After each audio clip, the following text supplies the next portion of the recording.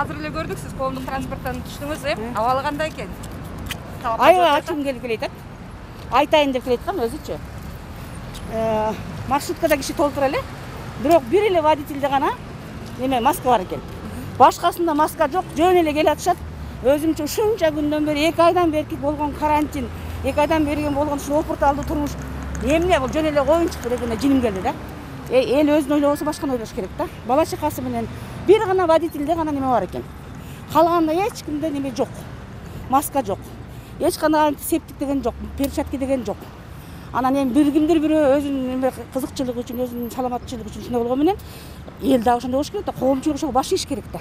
25 майдан тарта Жалал Абад шаарында коомдук транспорттор иштей баштады. Азыр эле өзүңүздөр күбө болгонуңуздардай бир эле жарандын бул багыттагы оюн уктуңуздар. Азыркы мезгилде биз оператор менен өзүбүзчө рейд өткөрүүнү чечтик. Ушул калаада жүргөн коомдук транспортто канчалык деңгээлде санитардык эрежелер аткарылып жатат.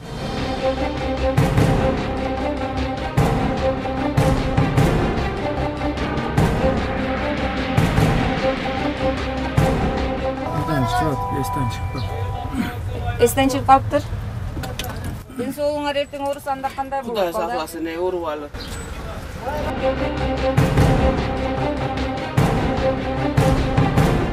Маскаңызды канча саат алмаштырып атасыз? 3 saat, 2 saat алмаштыргам. Дагы барбы маскаңыз? Меники? Жаңы алам муну ыртып эле.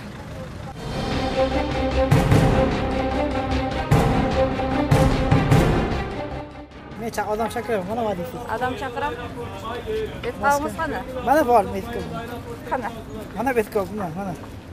Такойсузбу? Такамыз да. Хел алды өзү азыр. Так боламыз. Адамдардын кызыкчылыгы эми айтып коюп атат, ар ким өзүнө да. Эми адам көп экен. Кээ бири такса, кээ бири такпайт. Эми так эле жүргөнү жакшы го мен үчүн эми. Ал эми санитардык нормаларды аткарбаган айдоочуларга жана ошондой эле жарандарга кандай чара көрүлөт? Жергиликтүү бийлик бул антисанитарияны кантип жолго коет? Мына ушул багытта өзүбүздүн суроолорго жооп алуу үчүн биз Жалал Абад шаардык мэриясына карап жол алдык.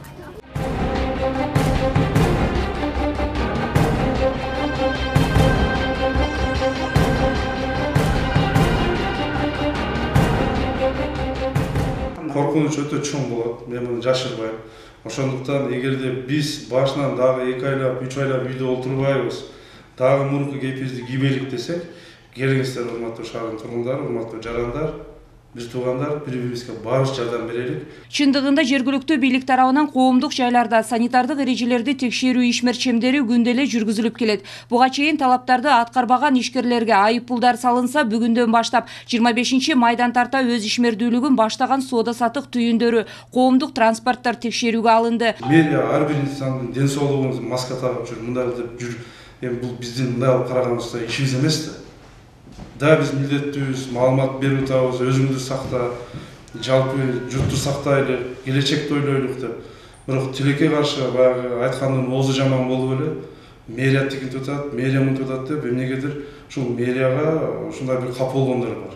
Эң башкысы COVID-19 илдетин алдын алууда белгиленген талаптарды ар бир атуул аткарууга милдеттүү. Антке менен азырынча мындай жоопкерчиликти көпчүлүктөн байкоого болбойт. Мындан чыкты биз адамдар өткөн күндөн сабак албай, тескерисинче кайдыгерлигибиз менен кайра эле абалды оорулотуп алганга өзүбүз шарт түзүп жатабызбы деген суроо аргасыздан жаралбай койбойт. Андыктан коронавирус менен күрөшүүдө жок дегенде коюлган талаптарды аткарууга милдеттүү экенибизди эстен чыгарбасак. Улкан Кожоева, Байман Тургуналиев, жаңылыктар үчүн.